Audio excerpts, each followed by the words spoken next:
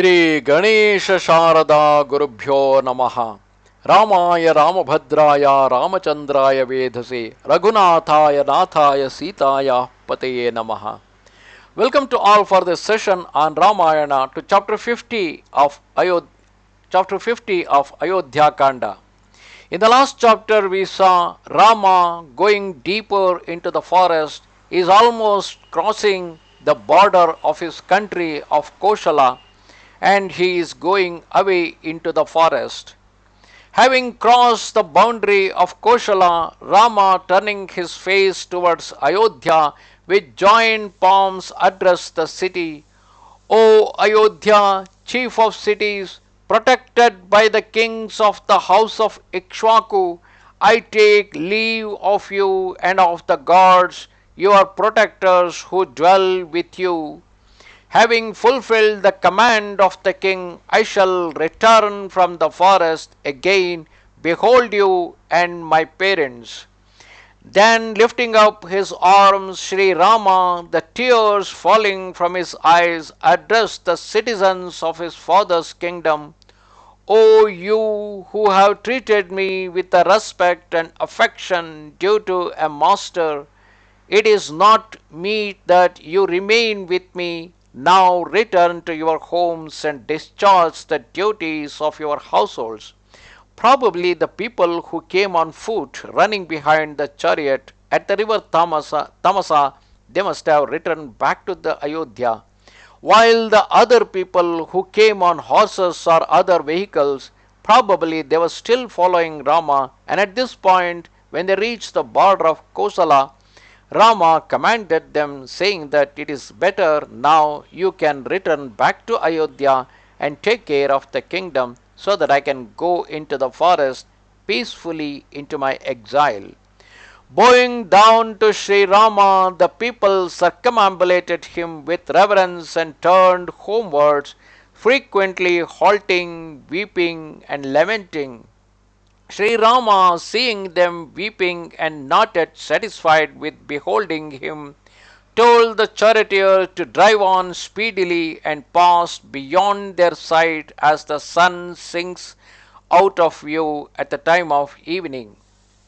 Proceeding on his way, Sri Rama beheld prosperous towns and villages full of men of charitable, righteous, and fearless disposition, evidenced by the abundance of temples and sacrificial pillars of their cities.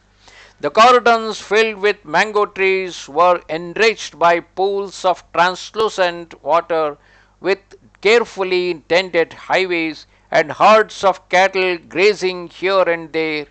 Everywhere the recitation of Veda could be heard. From his chariot, Sri Rama surveyed the kingdom of Koshala and passed beyond its confines. The sagacious Rama, proceeding through the extensive land inhabited by happy and prosperous people, enriched by pleasant gardens, came to the southern boundary of Koshala and beheld the holy Ganga, adorned by the presence of the sages, with its cool waters flowing in three directions. Near the bank of the sacred river, he saw the beautiful hermitages frequented by holy men and pools of limpid water visited by celestial nymphs at play. The holy Ganga, honored by deities, titans, celestial musicians, and knights, that sacred current, displaying innumerable charming vistas, embellished by the gardens of the gods, and which in heaven is called the stream of golden lotuses, that holy river, the sound of whose clashing waves resembles deep laughter, which moving rapidly, covered with foam, white as snow, flows merrily forwards, and falling from the heights on the rocks below, resembles a maiden's plaited locks, sometimes made beautiful by whirlpools, here dark and deep, there with the roars of waters proclaiming the presence of Sri Ganga herself. Those sacred waters wherein the celestial beings plunge and swim, where white lotuses float, bordered by high banks of shelving sands, there where swans, cranes, and chakora birds are heard, where trees adorn the banks and water lilies float o'er fields of lotuses, lotus flowers, whose buds reveal their tender beauty, carpet the tide. Sometimes the waters, reddened by the petals of lotuses, make the river appear like a lovely woman attired in a crimson saree. Those sparkling waters, green as emerald, where mighty tuskers sport, and also the great guardian elephants of the earth's four quarters, are those bearing the gods, where the sound of Hara Hara resounds forever.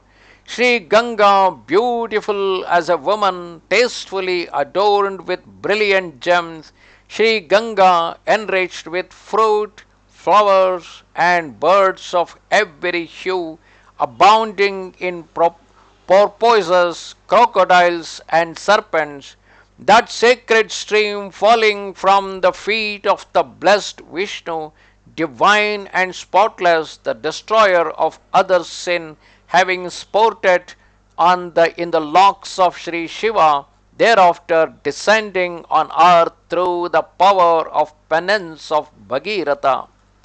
Sri Rama proceeding towards the city of Sringavera, seeing the queen of the ocean, the holy Ganga, where the songs of Krauncha birds are heard, watching wave on wave rising on the sacred stream, that mighty warrior Rama said to Sumantra, O charioteer, let us lodge here.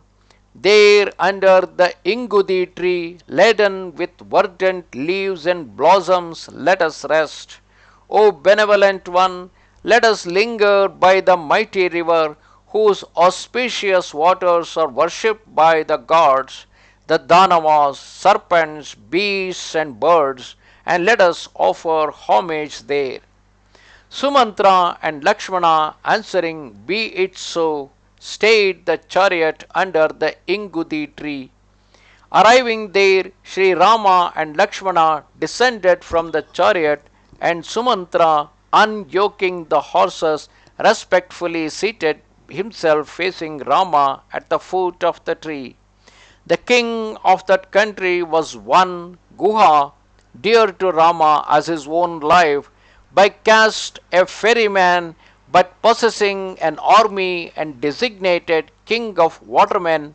Hearing that the lion among the men, Sri Rama, had come to his territory, he, together with his aged minister and relatives, went forth to meet the prince. Sri Rama, seeing the chief of ferrymen from a distance, went with Lakshmana to meet and welcome him. Perceiving Sri Rama to be in ascetic's garb, Guha, distressed, bowing before him, said, O prince, let this small kingdom be as Ayodhya to you. Please issue your commands. I am at your service.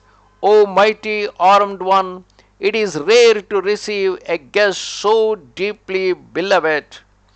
Guha then brought excellent dishes of delicious foods together with the arghya and said, We are your servants and you are our Lord. Accept this kingdom and rule it as your own. Here are dishes of various kinds, desserts, liquids, spices, excellent beds on which to rest and provender for the horses, all at your disposal. Sri Rama then answered, O Guha, you have come to welcome me on foot out of affection. By this I am duly honored. I am pleased with you. Then, taking him in his strong arms and embracing him, Sri Rama addressed him in cheerful accents, saying, O Guha, through my good fortune I behold you and your friends in good health. It is all well among your people, is all well among people and with your possessions. O friend, having renounced the acceptance of gifts, I am not able to partake of what you have offered to me with love. Know that having assumed the robe of Kusha grass and the antelope skin, I live on fruit and roots. I am the protector of Dharma and my father's servant. Being an ascetic, I may only accept a little grass for the horses and nothing beside. By this alone, I am fully welcomed. These horses of my father Dasharatha are dear to him. They, having received oats, grass, and pure water, I am honored in full measure. On this, Guha commanded his servants to provide drink and provender for the horses. Then Rama, assuming the dress of bark, performed his evening devotions, drinking the water brought by Sri Lakshmana. Then Lakshmana washed the feet of Rama and Sita, who had laid themselves down beneath the ingudi tree, and seated himself respectfully near them. Guha with Sumantra seated near Sri Lakshmana, who, armed with bow and arrow, carefully guarded Rama, spent the night in holy converse. Rama, the wise and illustrious son of King Dasharatha, deserving every comfort and who now lying on the ground suffered adversity, passed the night undisturbed in deep sleep.